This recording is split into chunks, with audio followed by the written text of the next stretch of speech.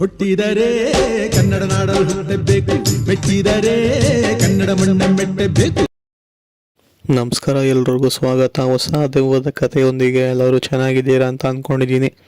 ಈ ಒಂದು ಕಥೆ ಆ್ಯಕ್ಚುಲಿ ಆಗಿರೋದು ಬಂದ್ಬಿಟ್ಟು ಹಾಸನದ ಇಟ್ಟೆಕಾನಹಳ್ಳಿ ಈ ಒಂದು ಊರಲ್ಲಿ ಆಗಿರುವಂತಹ ಒಂದು ಘಟನೆ. ಈ ಒಂದು ಘಟನೆನ ನಮಗೆ ತಿಳಿಸ್ಕೊಟ್ಟಿರೋರು ಬಂದ್ಬಿಟ್ಟು ಅವ್ರ ಹೆಸರು ಸುಜಾತ ಅಂತ ಹೇಳಿ. ಇವರು ಮೂಲತಃ ಅದೇ ಊರಿನವರೇ. ಘಟನೆ ಆಗಿರೋದು ಕೂಡ ಇವರೊಟ್ಟಿಗೆನೆ, ಅಂದರೆ ಇವರು ಇಟ್ಟೆಕಾನಹಳ್ಳಿಯ ಒಂದು ನಿವಾಸಿ ಅಂತಲೇ ಹೇಳ್ಬೋದು. ಇವರೊಟ್ಟಿಗೆ ಇವರ ಅಜ್ಜಿ ಮತ್ತು ಇವರು ಇಬ್ಬರೇ ಆ ಒಂದು ಊರಲ್ಲಿ ಇದ್ದಾಗ ಆದಂತಹ ಒಂದು ಘಟನೆ. ಈ ಒಂದು ಘಟನೆ ಆಗಿ ಸುಮಾರು ಒಂದು 17-18 ವರ್ಷಗಳೇ ಆಗೋಗಿದೆ. ಅಂದರೆ ಇವರು ಚಿಕ್ಕ ವಯಸ್ಸಲ್ಲಿ ಅವ್ರ ಅಜ್ಜಿ ಮನೆಗೆ ಆಟ ಆಡೋಕ್ಕೆ ಅಥವಾ ಈ ಒಂದು ಬೇಸಿಗೆ ರಜಾ ಬಿಟ್ಟಾಗ ಹೋಗಿ ಅಲ್ಲಿ ಸ್ಟೇ ಆಗ್ತಿದ್ರು. ಸೊ ಆ ಒಂದು ಸಮಯದಲ್ಲಿ ಆಗಿರುವಂತಹ ಒಂದು ಘಟನೆ. ಸೊ ಆ ಟೈಮಲ್ಲಿ ಅವರ ಅಜ್ಜಿ ಅವರು, ಅಂದರೆ ಈ ಒಂದು ಸುಜಾತ ಅನ್ನೋರು ಅವ್ರ ಮನೆಗೆ ಹೋದಾಗ ರಾತ್ರಿ ಹೊತ್ತು ಅಷ್ಟಾಗಿ ಮನೆಯಿಂದ ಆಚೆ ಕಡೆ ಕಳಿಸ್ತಿರೋದಿಲ್ಲ. ಯಾಕೆ ಅಂತಂದರೆ ಆ ಒಂದು ಅಜ್ಜಿಗೆ ಗೊತ್ತಿರುತ್ತೆ ಅಲ್ಲಿ ನಡೆಯುವಂತಹ ಎಲ್ಲ ಘಟನೆಗಳು ಕೂಡ. ಹೀಗೆ ಒಂದಿನ ಆಗಿದ್ದಾಗಲಿ ಅಂತ ಹೇಳಿ ಇವರೇನೆ ಚಿಕ್ಕ ವಯಸ್ಸಲ್ಲ ಗೊತ್ತಾಗ್ದದೆ ಆಚೆ ಕಡೆ ಬಂದು ಸುಮಾರು ಸಮಯ ಆಚೆ ಕಡೆನೇ ಕಳೀತಾರೆ. ಇದನ್ನೆಲ್ಲ ಅಜ್ಜಿ ಗಮನಿಸೋದಿರೋದಿಲ್ಲ. ಯಾಕೆ ಅಂತಂದರೆ ಅವರು ಒಳಗಡೆ ಅಡುಗೆ ಕೆಲಸದಲ್ಲಿ ಸ್ವಲ್ಪ ಬ್ಯುಸಿಯಾಗಿರ್ತಾರೆ. ಆದ ಕಾರಣ ಇದನ್ನೆಲ್ಲ ಗಮನಿಸ್ತಿರೋದಿಲ್ಲ. ಸರಿ ಅಂತ ಹೇಳಿ ಇವರು ಕೂಡ ಬಂದು ಆಚೆ ಕಡೆ ಆಟ ಆಡ್ತಿರ್ತಾರೆ. ಆ ಸಮಯದಲ್ಲಿ ಇವರೊಟ್ಟಿಗೆ ಬೆಳಗ್ಗೆ ಸಮಯ ಕಳೆದಂತಹ ಅಷ್ಟು ಜನ ಇವರ ಸ್ನೇಹಿತರು ಎಲ್ಲ ಏನಿರ್ತಾರಲ್ಲ, ಅವ್ರು ಯಾರು ಕೂಡ ಒಬ್ಬರು ಕೂಡ ಆಚೆ ಕಡೆ ಬರೋದಿಲ್ಲ ಆ ಸಮಯಕ್ಕೆ.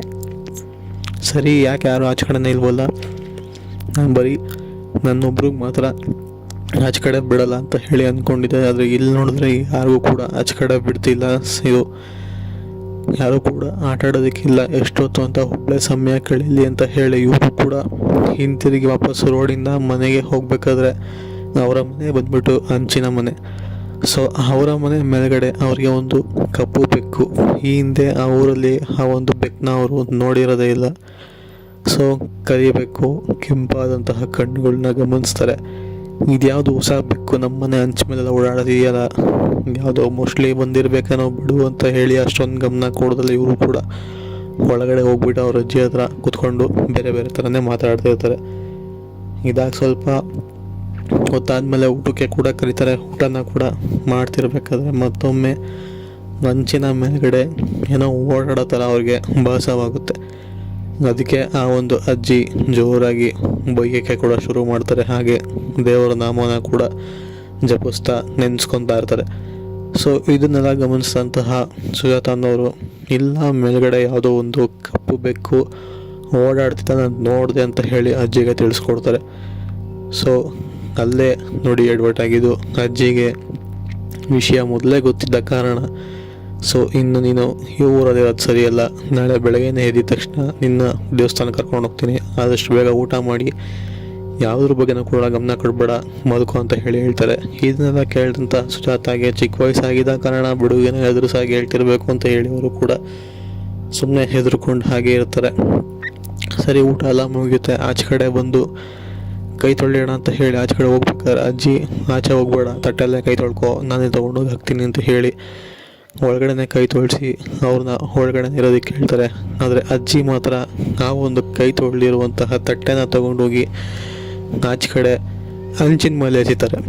ಹೌದು, ಅವ್ರು ಕೈ ತೊಳೆದಿರುವಂತಹ ನನಗೇನಿದೆಯಲ್ಲ ಅದನ್ನು ತೆಗೆದು ಹಂಚಿನ ಮೇಲೆ ಎಸೆದು ಕೊನೆಗೆ ಆ ಮೂಸಲಿ ತಟ್ಟೆನ ಇಳಿಸ್ಬಿಟ್ಟು ತಟ್ಟೆನ ಆ ಒಂದು ಮಣ್ಣು ಮೇಲೆ ದಬಾಕ್ಬಿಟ್ಟು ಒಳಗಡೆ ಬರ್ತಾರೆ, ಬಾಗಿಲು ಹಾಕೊತಾರೆ, ಬಿಡೋದಿಲ್ಲ. ಸರಿ ಅಂತ ಹೇಳಿ ಬೆಳಿಗ್ಗೆ ಆಗೋ ಈಗೋ ಮಾಡಿ ಕಳೀತಾರೆ. ಅಷ್ಟರಲ್ಲಿ ಆಗದೆ ಮನೆಯ ಸುತ್ತಮುತ್ತ ಆಲ್ಮೋಸ್ಟ್ ಅಲ್ಲಿ ಯಾವುದು ಕೂಡ ಬೆಕ್ಕು ಇರೋದಿಲ್ವಲ್ಲ.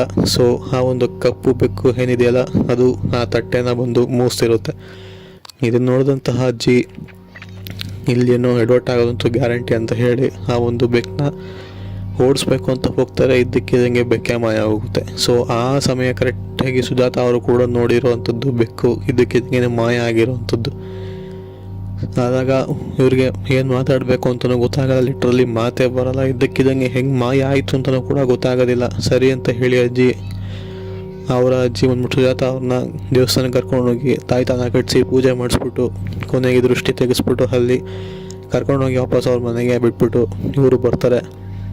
ಬಂದ್ಬಿಟ್ಟು ಆ ಒಂದು ಮನೆ ಏನಿದೆಯಲ್ಲ, ಸೊ ಅಂದರೆ ಅವರು ವಾಸವಾಗಿದ್ದಂತಹ ಊರು, ಕೊನೆಗೆ ಸುಜಾತ ಅವರ ತಂದೆ ತಾಯಿ ಎಲ್ಲರೂ ಕೂಡ ಬಂದು ಅವರ ಅಜ್ಜಿ ವಾಸವಾಗಿದ್ದಂತಹ ಊರಿನಿಂದ ಆ ಒಂದು ಮನೆಗೆ ಚಿಲ್ಕ ಹಾಕ್ಸ್ಬಿಟ್ಟು ಅದಕ್ಕೆ ಒಂದು ಮಂತ್ರ ಕಟ್ಟಿರುವಂತಹ ಒಂದು ಬಟ್ಟೆನ ಸುತ್ತ ಕಟ್ಬಿಟ್ಟು ಯಾರು ಕೂಡ ಮನೆ ಒಳಗಡೆ ಹೋಗದಂಗೆ ಆ ಒಂದು ಅಜ್ಜಿನೂ ಕೂಡ ಕರ್ಕೊಂಡು ವಾಪಸ್ಸು ಅವರ ಊರಿಗೆ ಹೋಗಿರುವಂಥದ್ದು. ಇವರು ಮೂಲತಃ ಬೆಂಗಳೂರಿನಲ್ಲಿ ವಾಸವಾಗಿರುವಂಥವ್ರು, ಬಟ್ ಕತೆ ಆಗಿ ಬಂದ್ಬಿಟ್ಟು ಅವರು ಊರಿಗೆ ಹೋಗಿದ್ದಂತಹ ಸಮಯದಲ್ಲಿ. ಸೊ ಇದು ಆ್ಯಕ್ಚುಲಿ ನಡೆದಿರುವಂತಹ ಘಟನೆ. ಅಂದರೆ ಆ ಒಂದು ಕಪ್ಪು ಬೆಕ್ಕು ಯಾರಿಗೆಲ್ಲ ಕಾಣಿಸ್ಕೊಳ್ಳುತ್ತೋ ಅದು ಬೆಕ್ಕೆ ಅಲ್ಲ, ಇನ್ಫ್ಯಾಕ್ಟ್ ದೆವ್ವ. ಅದು ಯಾವ ರೂಪದಲ್ಲಿ ಬೇಕಾದರೂ ಬಂದು ಯಾರಿಗೆ ಬೇಕಾದರೂ ತೊಂದರೆ ಕೊಡ್ಬೋದು. ಅದನ್ನ ಯಾರು ನೋಡ್ತಾರೋ ಅವರಿಗೆ ಖಂಡಿತ ಏನೋ ಒಂದು ತೊಂದರೆ ಆಗುತ್ತೆ ಅಂತ ಹೇಳಿರುವಂಥದ್ದು. ಸೊ ಇದು ಆಗಿರುವಂತಹ ಕತೆ. ಸಿಗೋಣ ಮುಂದಿನ ವಿಡಿಯೋದಲ್ಲಿ. Until then take care, good by.